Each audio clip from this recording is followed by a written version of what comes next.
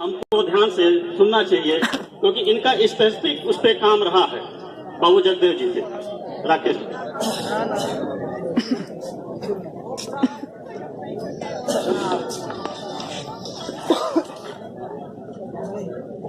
भारतीय समता परिवार की तरफ से आयोजित शोषित इनकलाब के लेने गरीबों की आन बान शान, बेजुबानों की जुबान, अजनबियों के रहबर, हिम्मत और दिलेरी के पर्याय शहीद आजम बाबू जगदेव प्रसाद की जयंती समारोह आयोजित करने वाले और उपस्थित सभी साथियों का मैं बहुत ही शुक्रिया अदा कर रहा हूँ, धन्यवाद दे रहा हूँ। हार्दिक अभिनंदन और वंदन करते हुए मंच के रूप में जो हमारे साथी बैठे हैं मंच पर, गार्जियन के तुल्य भी हैं। हमको हमारे साथियों ने बताया कि शायद जगदेव बाबू के पुरुषार्थ से और बीपी मंडल साहब के सहयोग से जो लड़ाई शुरू हुई उसमें आप शायद मंडल साहब के परिवार से हैं या सुपुत्र हैं, ये मुझे बताया गया।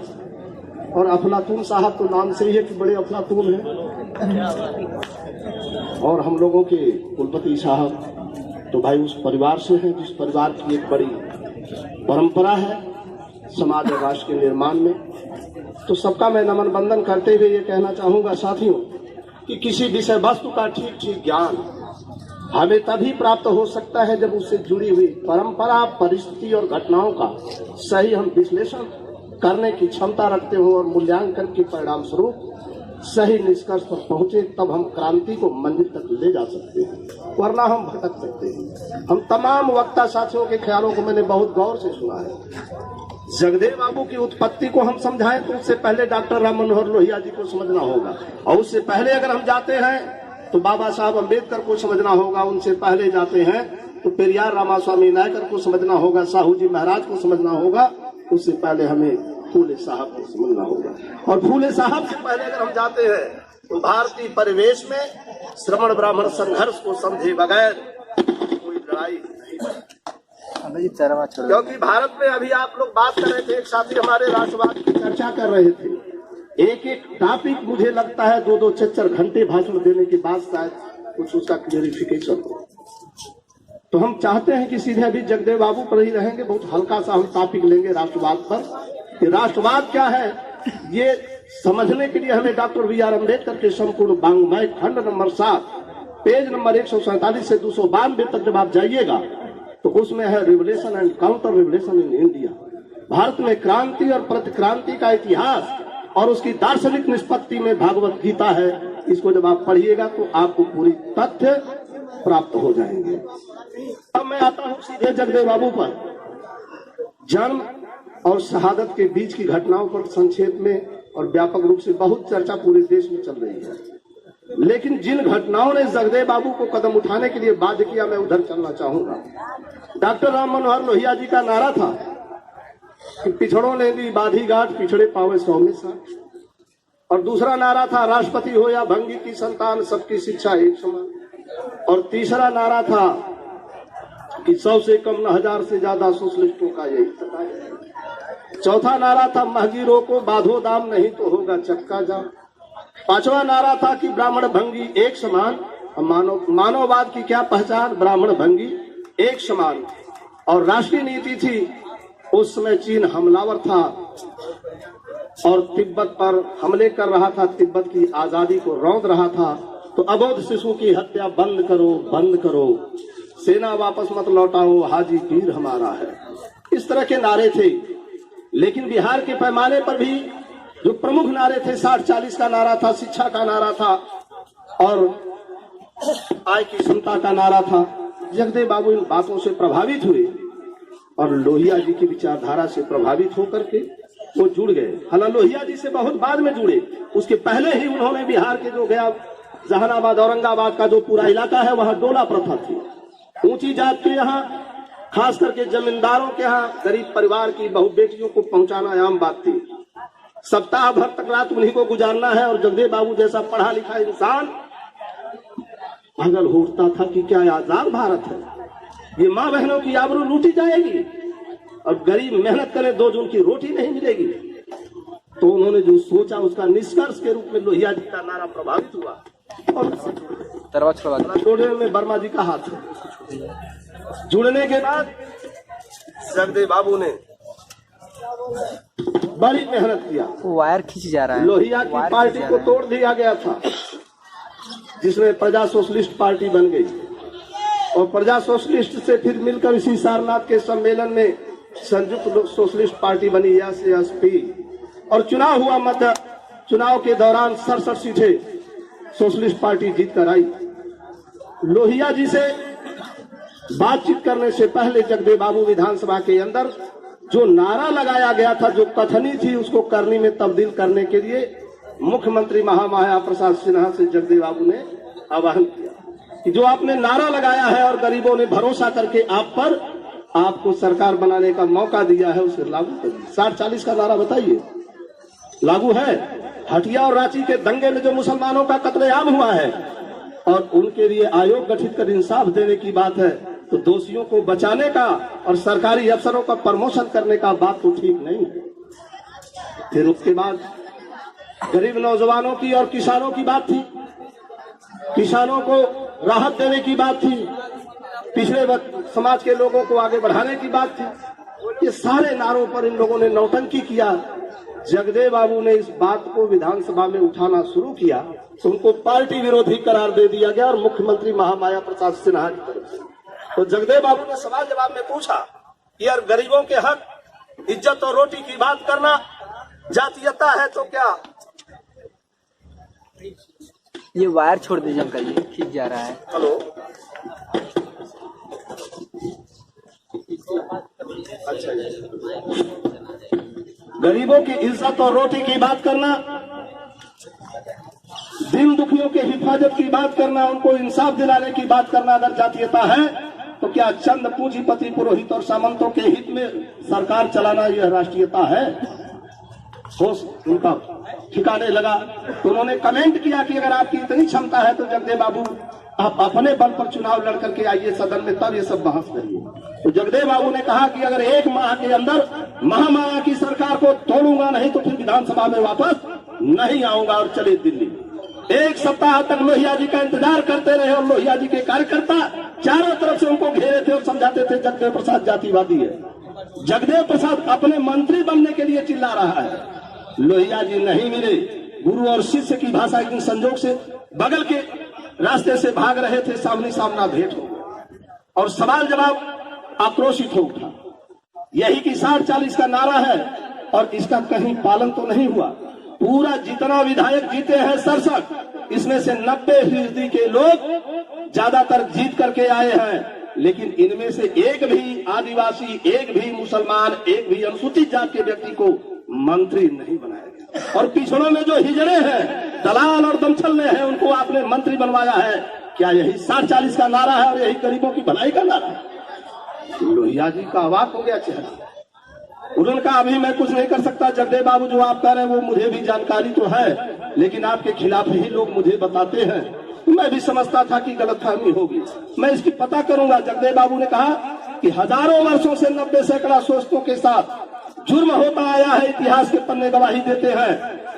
लोहिया साहब जितना जल्दी फैसला कर दीजिए ठीक होगा, वरना मैं अब इन लोगों पर भरोसा करने के लिए तैयार नहीं है और मैं अब जा रहा हूं दिल्ली से पटना। 1 सप्ताह का समय आपके लिए और मुझे है, अगर बात बन गई तो ठीक, नहीं तो मैं अलग रास्ता तय करूंगा। लोहिया जी नहीं संभाल पाए।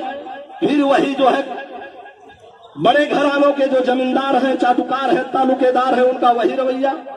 तो जगदेव बाबू ने अपनी कथनी के हिसाब से करनी में तब्दील करने के लिए शोषित पीड़ित आदिवासी लोगों से मिलना शुरू किया और विधायकों से मिलकर के 25 अगस्त 67 को पार्टी तोड़ने का ऐलान किया और अंजुमन इस्लामिया इंटर कॉलेज में उन्होंने शोषित दल बनाने का घोषणा किया और भाषण देते हुए विधायकों के और उपस्थित जन समूह के बीच में कहा कि साथियों, बड़ी जात के लोगों ने हमारे बाप दादों से हरवाही चरवाही करवाई है, हम इनकी राजनीति में हरवाही करने के लिए पैदा नहीं हुए हैं। हम तो इस देश के काले कलूटे, नंगे, भीख मंगे, अर्धनंगे, वंचित, उपेक्षित छात्र, नौजवान, मुसलमान, किसानों के बच्चों को गांव से लेकर दिल्ली तक इकट्ठा करूंगा। इनमें से कार्यकर्ता और नेता पैदा करके इनके हाथों में गांव से लेकर दिल्ली तक की सत्ता सौंप दूंगा। ताकि ये लोग खुद इस देश की धन धरती का बंटवारा करके अपने मुक्ति का मार्ग प्रशस्त करें। यह लड़ाई जो आज मैं लड़ रहा हूं, आज 100 साल की लंबी लड़ाई की बुनियाद डाल रहा हूं। इसकी धारा क्रांतिकारी धारा है, इसकी लड़ाई कभी रुकेगी नहीं। इसमें पहली पीढ़ी के लोग मारे जाएंगे, दूसरी पीढ़ी के लोग जेल जाएंगे, तीसरी पीढ़ी के लोग राज करेंगे।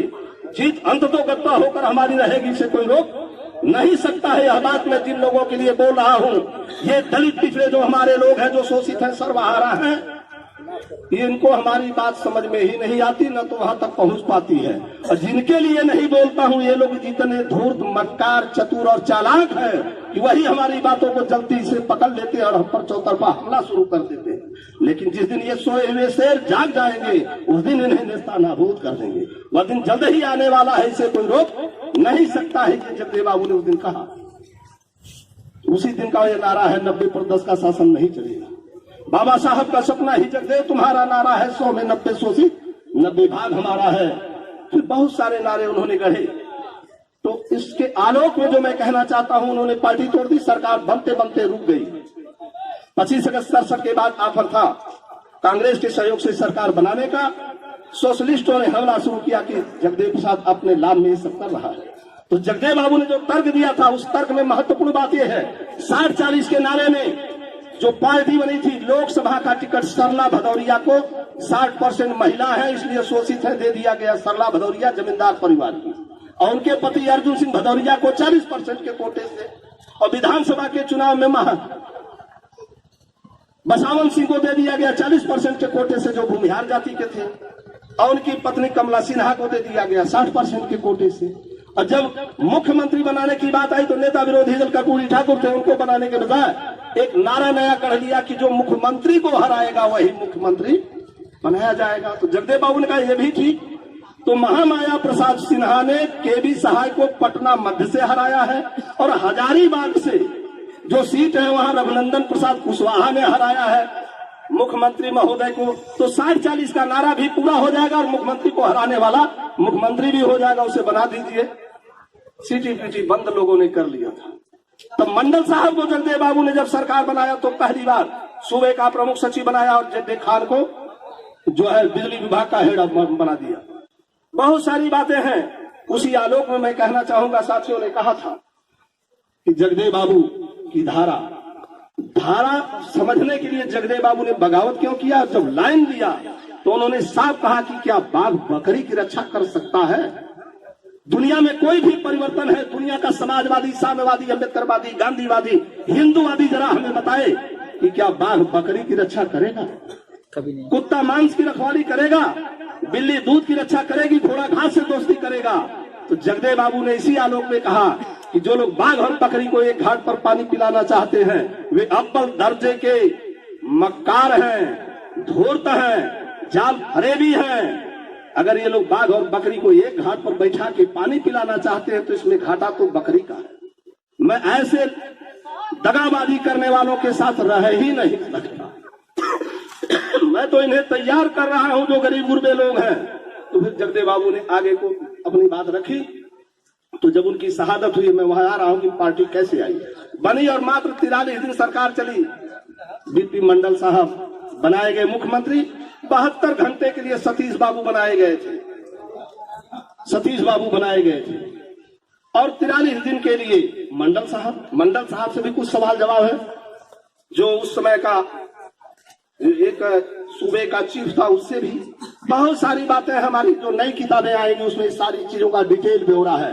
थाना पदाधिकारी से लेकर राष्ट्रपति तक कौन कौन लोग उस दिन थे जिस दिन जगदेव बाबू की हत्या हुई, जिलाधिकारी कौन था, गवर्नर कौन था, मुख्यमंत्री कौन था, कौन किधर था, ये सारी चीजें एक तरफ से लिखा हुआ है। सवाल उठता है साथियों कि जगदेव बाबू की जो बातें हैं उसको आज के परिवेश में अगर आप हल करना चाहते हैं तो अभी 5-6 दिन पहले निकला था अखबारों में 73% संपत्ति 1% लोगों के हाथ में चली गई, और 2016 में 58% इन लोगों के पास थी। अब यह किस दिशा में देश जा रहा है? पूंजीवादी के तरफ जा रहा है या समाजवाद की तरफ? तो संविधान की प्रस्तावना समाजवाद कह रही है, और नेहरू से लेकर अब तक सरकार चलाने वाले शिक्षा का प्राइवेटाइजेशन कर दिए, स्वास्थ्य का प्राइवेटाइजेशन कर दिए। संविधान में कहीं लिखा है क्या अगर न्यायपालिका की अवमानना करने पर सजा दी जाती है तो संविधान के खिलाफ चलने वालों को फांसी पर लटका देने की जरूरत पड़ेगी, तब इस देश में क्रांति आएगी और समाजवाद आएगा। जैसा हमने पढ़ा है पूरी लाइन, इस देश चला रहे हैं लोग 72 पूंजीपति जिस दिन देश आजाद हुआ जगदेव बाबू ने लिखा है डायरी में, और आज 3,40,000 हो गए, करोड़पति नहीं 101 खरबपति हो गए, और वहां 72 थे करोड़पति थे।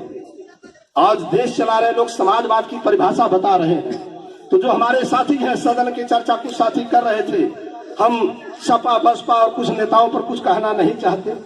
साथियों, दोस्त को दोस्त और दुश्मन को दुश्मन पूरी तौर से आपको समझना पड़ेगा। आपको किसके खिलाफ लड़ना है और किसके पक्ष में होकर लड़ना है, तब लड़ाई आप लड़ोगे।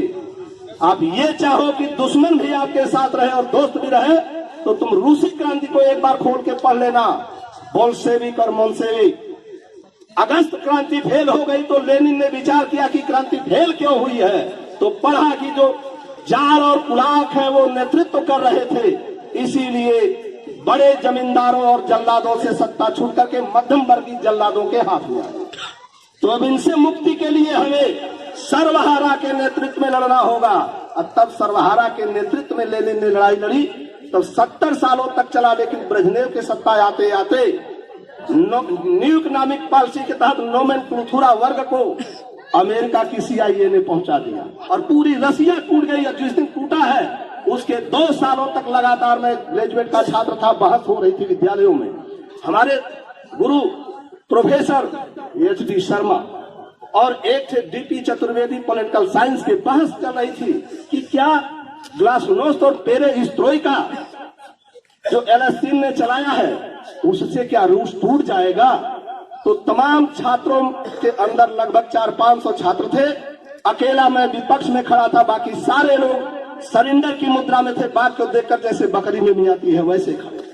लोगों ने कहा कि जहां KGB हो, स्टालिन जैसे खूंखार लोगों ने कुचलने का माध्यम बना दिया हो, KGB के माध्यम से वहां ये चलता, वहां कैसे बगावत हो सकती है। तो हमने लेनिन साहब का जो लाइन है उससे आकर के जो 1945 के विश्व युद्ध में अमेरिका वालों को जवाब दिया था हमारे मिस्टर चर्चिल साहब ने कि भाई आपने नाहक परमाणु बम गिरा दिया जापान पर, कोई जरूरत नहीं थी। 500 पंडित जी पकड़ लाते भारत से और इन्हें गुरु बनाकर सारी सुविधा देकर छोड़ देते, परमाणु बम से ज्यादा घातक हो जाता। पीढ़ी दर पीढ़ी गुलाम बनते रहते और आजादी का जश्न जान भी नहीं पाते, गुलामी को आजादी मानकर हाथ पीटते रहते। अमेरिका इतना बुद्धिमान जगह पागल है। ये उनके सवाल जवाब थे। तो साथियों, उसी वे में जिस दिन पिछड़े वर्ग के आरक्षण को BP सिंह जी ने लागू किया, जगदेव बाबू को रोक नहीं पाया, मार दिया। मारने के 10 साल बाद 84 आते आते हलचल मची। काशी राम जी ने उस लाइन को खड़ा किया। 500 सेमिनार और 5000 सिंपोजियम के माध्यम से पूरे देश में जन जागरण किया और इसी बनारस में 18 जून से लेकर 22 जून तक मोर्चा हम लोग संभाले हुए थे। मंडल कमीशन लागू करो वरना कुर्सी खाली करो, जो मंडल की बात करेगा वह दिल्ली पर राज करेगा।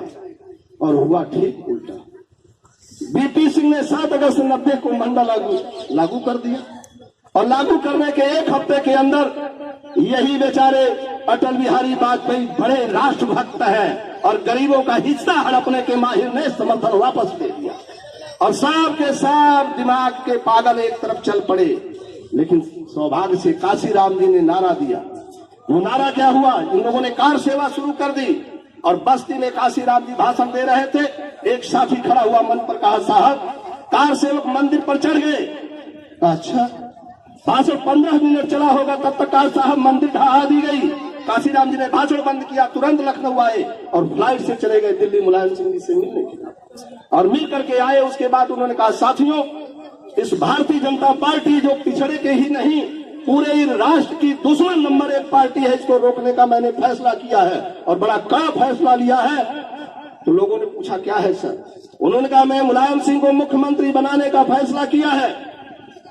तो लोगों ने कहा, ठीक है सर, आप हमारे गुरु हैं, परमेश्वर तुल्य हैं, हम लोगों के मुक्तिदाता हैं, जो आप कहेंगे हम मानने के लिए तैयार हैं। तो नारा लगा, मिले मुलायम काशी राम, हवा में उड़ गए जय श्री राम। चापे हाथी भागे राम, हवा में उड़ गए जय श्री राम।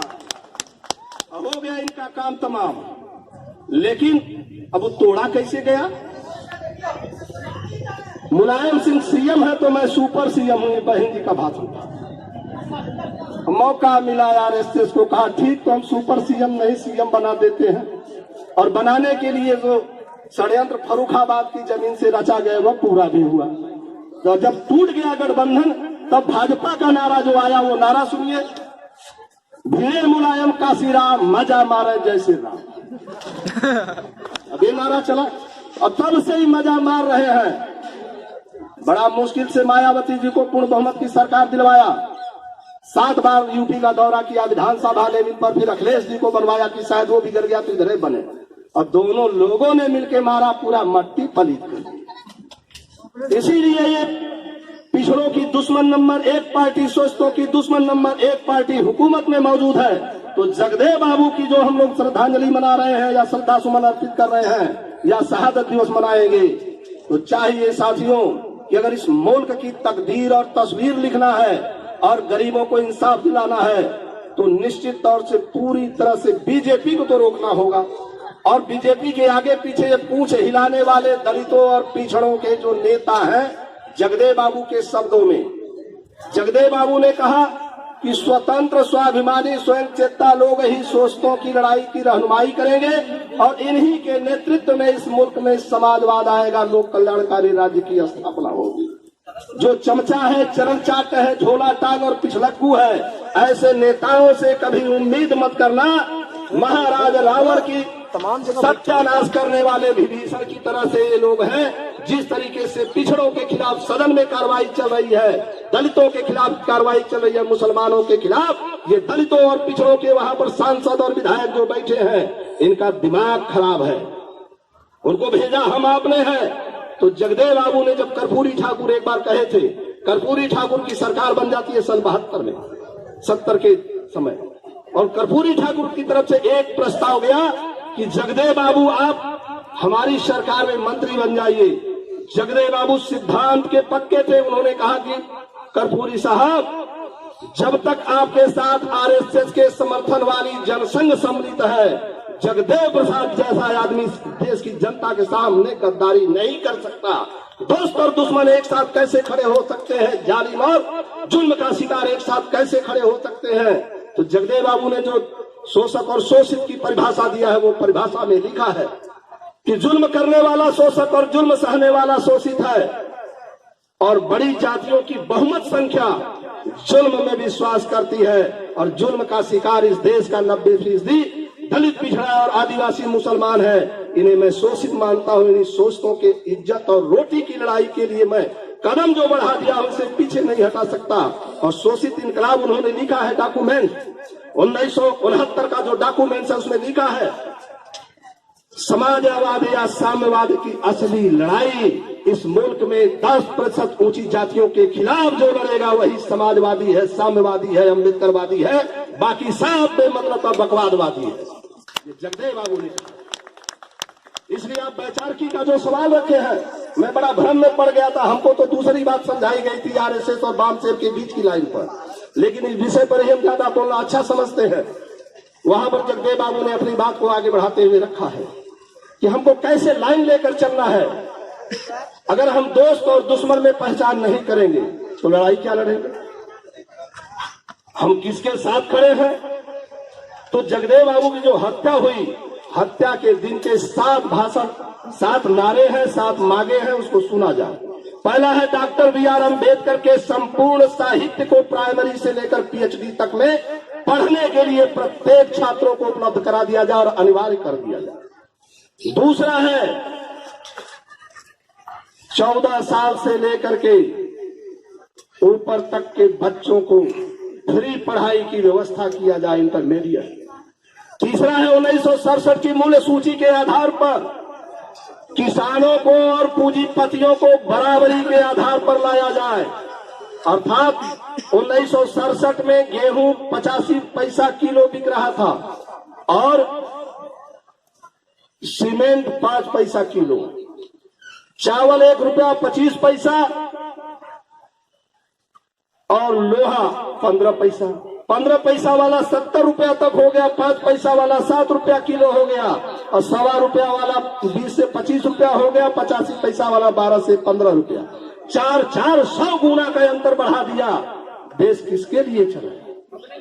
आज भी हम नहीं कहते। 2001 की 11 की जनगणना रिपोर्ट है सामाजिक आर्थिक, बोला है कि 54.6% लोग के पास 1 इंच भी भूमि नहीं है, अर्थात लगभग 70 करोड़ लोगों के पास 1 इंच भूमि नहीं है। और समाजवाद आ रहा है, रोज गरीबों का भलाई का नारा चल रहा है। देश में लागू हो पाएगा? और आप सब पढ़े लिखे लोग हैं। डॉक्टर अर्जुन सेन गुप्ता कमेटी की रिपोर्ट 2008-9 राष्ट्रीय सर्वेक्षण समिति के जो चेयरमैन बनाए गए अध्यक्ष, उनका 77% लोग गरीबी रेखा से नीचे हैं। तो उस समय लगभग 1 अरब 10-12 करोड़ की संख्या थी, आज 1 अरब 30 करोड़ हो गई।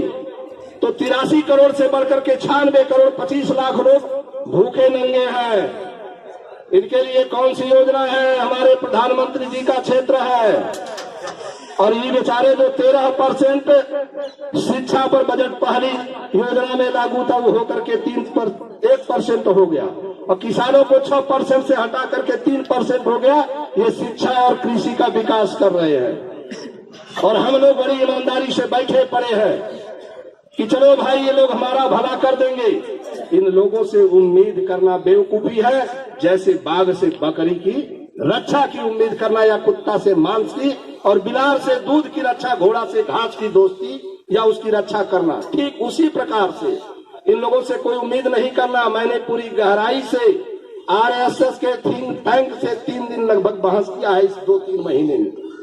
और बहस ही नहीं किया, आरएसएस और विश्व हिंदू परिषद के किताबों का भी सर्वे किया है। इनकी पहली मंशा में हमें बताया कि ओम हमारी पहली प्राथमिकता है, भगवा ध्वज दूसरी प्राथमिकता है, मंदिर तीसरी प्राथमिकता है, और धर्म की किताब चौथी प्राथमिकता है, और गाय माता 5वीं प्राथमिकता है। इसके बाद बाकी सब है। ये इनकी प्राथमिकता है बहस में, जो मैंने बहस किया और उन लोगों ने मुझे बताया, नोट करके रखा हूं। और दीनदयाल उपाध्याय जी की किताब है राष्ट्र जीवन की दिशा, पेज नंबर 139 से शुरू है हमारा राष्ट्रीय ध्वज।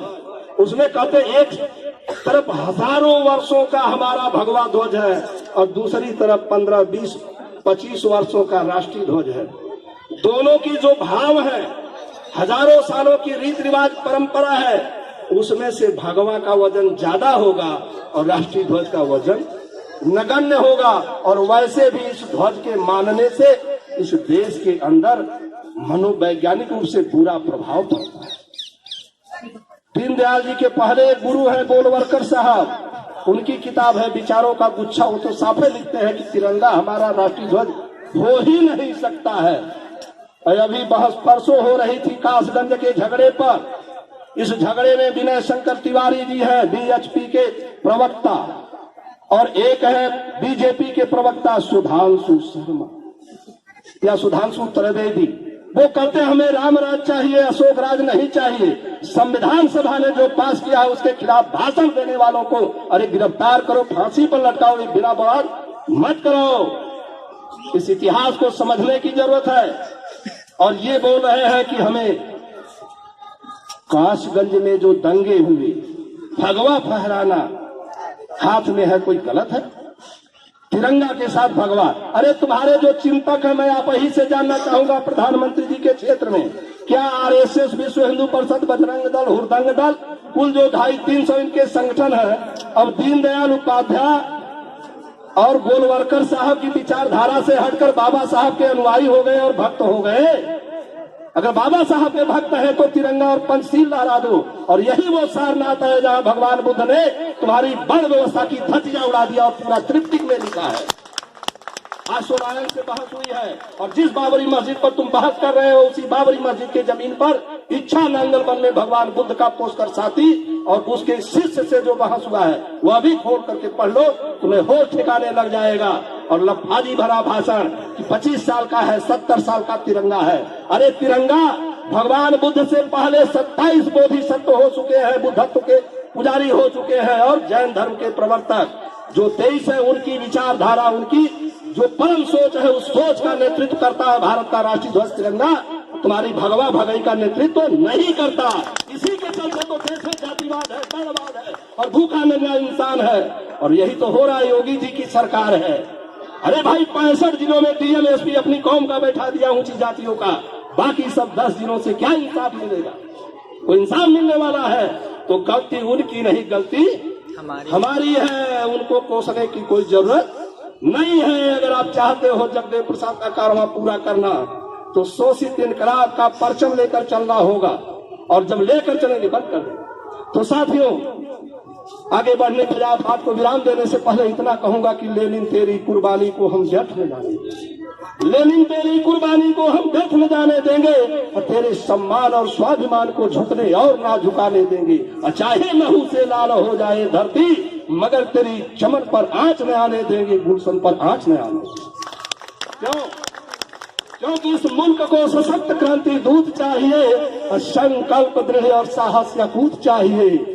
अपने गर्म लहू से इस चमन को सींचने वाला जगदेव बाबू जैसा सच्चा सपूत कई हजार चाहिए, कई हजार। तो बारी को विराम देते हुए मैं कहूंगा साथियों कि आप इतिहास के साथी हैं, बहुत साथी बहुत सारे क्षेत्रों के जानकार हैं। सबको बहुत बहुत बधाई देते हुए कहना चाहूंगा, history is the engine of revolution. इतिहास क्रांति का इंजन है। तो अगर क्रांतिकारी आप हैं, क्रांति करना चाहते तो इतिहास को कायदे से समझ लीजिएगा।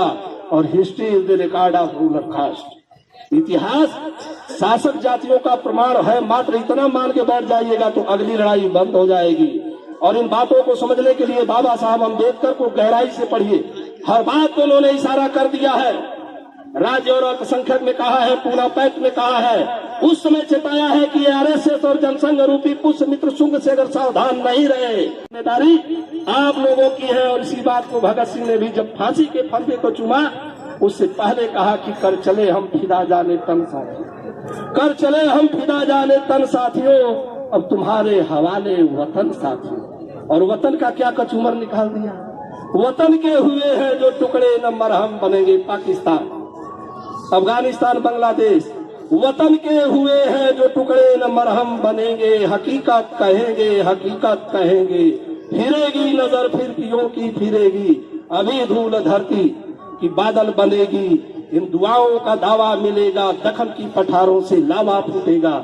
ये रावी वो चंबल मचल के रहेगी, जमाने की हालत बदल के रहेगी, बदल के। साथियों, अफलातून साहब जी ने जो बातें कही उस संदर्भ में जगदेव बाबू ने जो नारा दिया है, पूंजीवाद और ब्राह्मणवाद और दोनों से भारत बर्बाद। अब इसी अर्थ को आप समझ लीजिए, उनके लिखित भाषणों में है। रहेगी जय भारत, जय भारती 2019 में वोटों की ताकत से मार भगाइए शरारती। धन्यवाद राकेश मौर्य जी। आपके ओजस्वी भाषणों से निश्चित तौर से युवा वर्ग को काफी आशा उम्मीद है कि कुछ कर गुजरेंगे हम आगे वतन के लिए, न झुकने देंगे संविधान को जनता के लिए।